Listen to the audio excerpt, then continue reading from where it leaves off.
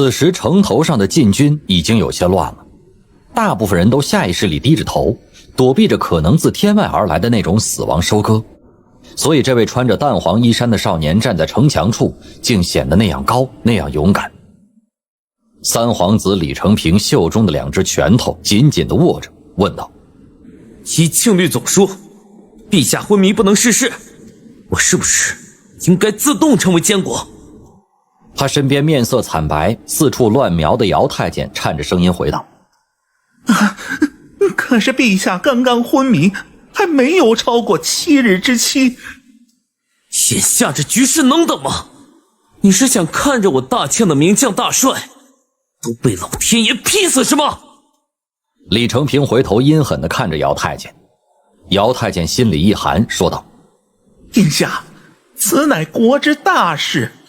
奴才本不该多嘴，可是若陛下醒来后只怕……没什么好怕的，将所有人都撤了。李承平眼睛里的冰冷之意愈来愈浓，姚太监心里的寒意愈来愈盛。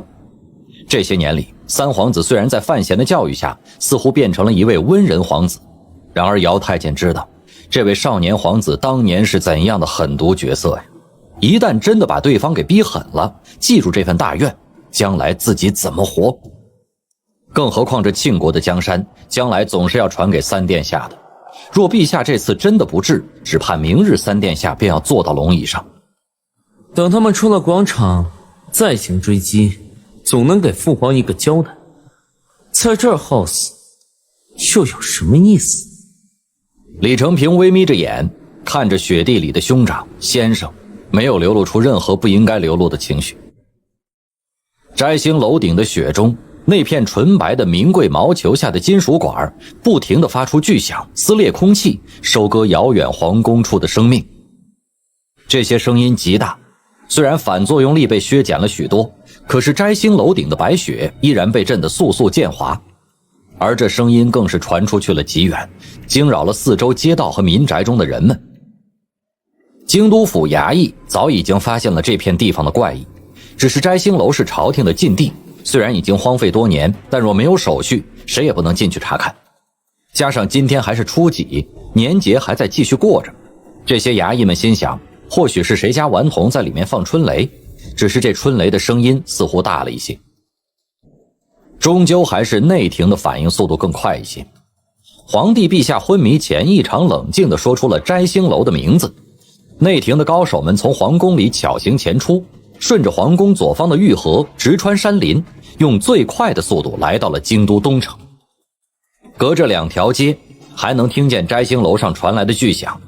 这些内廷高手们精神一振，强行压一下心头的紧张，分成4个方向扑了过去。他们相信那个可怕的刺客此时既然还在摘星楼上，那么定然无法在自己这些人合围之前逃出去。然而当内廷高手们勇敢地冲进了摘星楼的院子，直到最后查到了楼顶，依然没有发现任何人，只是楼顶上的那厚厚白雪里有一个很明显的印子，除了这个痕迹之外空无一物，就像从来没有人来过一般，安静得令人心里发虚。雪花还在不停地飘落着，内廷高手认真地查看着楼顶雪中留下的痕迹，却发现那个恐怖的刺客竟是一点线索也没有留下来。那些痕迹虽然明显，但已经被收拾过了，连那个人的身形如何都无法看出来。一位内廷侍卫守在摘星楼外围的一条巷口，他面色微白，警惕地注视着并不多的行人。忽然间，他看见了一个小厮模样的人走了过来，他的心里咯噔了一声。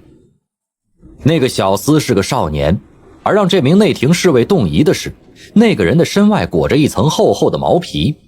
虽然毛皮看上去很是破烂，值不得几个钱，却将里面的青色布衣裹得实实在在，只是膝下翻了过来，露出了毛皮的另外一面，洁白如雪的一面。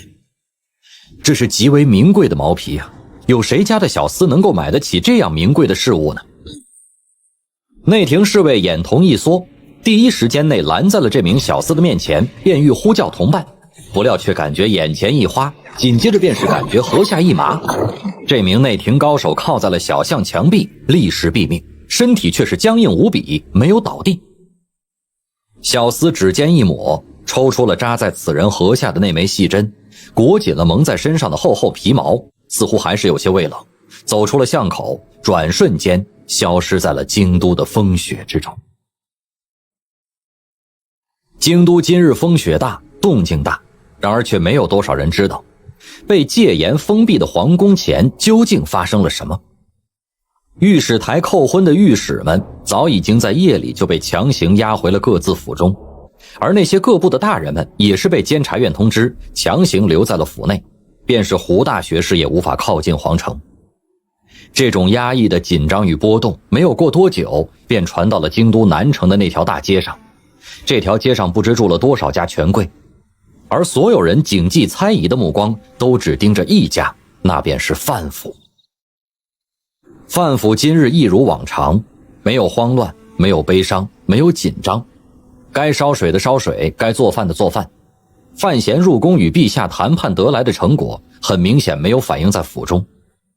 府中主母林婉儿并没有带着一家大小趁着这个短暂的时间，在皇帝陛下的默允下离京归儋州。他依旧安静的有些可怕的留在了府里，坐在花厅内等着那个男人的回来。若他回不来了，那自己离开京都又有什么意义呢？肉肉怎么还没有起来？林婉儿温婉一笑，笑容里却有些淡淡的悲伤。她望着正在喂孩子的思思道着：喊了没有？